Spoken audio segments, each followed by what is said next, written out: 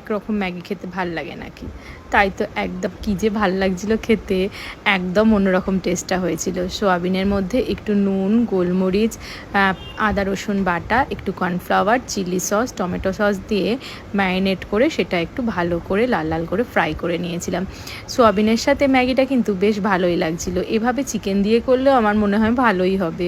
এরপর ফ্রাইং প্যানের মধ্যে রসুন কুচি, কাঁচা লঙ্কা কুচি, তার সাথে ক্যাপসিকাম, পেঁয়াজ কুচি দিয়ে ভালো করে ফ্রাই করে নিতে হবে। বেশ ভালো করে ফ্রাই করা হয়ে গেলে তারপরে অ্যাড করব সয়া সস, চিলি সস আর টমেটো সস।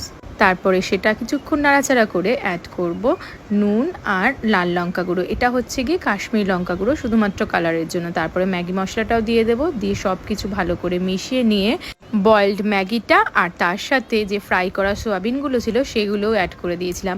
জানো, সোয়াবিনটা এত ভাজাটাই ভালো লাগছিল, শুধুই খাওয়া হয়ে যাচ্ছিল। এরপরে সব কিছু ভালো করে মিশিয়ে নিয়ে নামিয়ে নিলেই রেডি।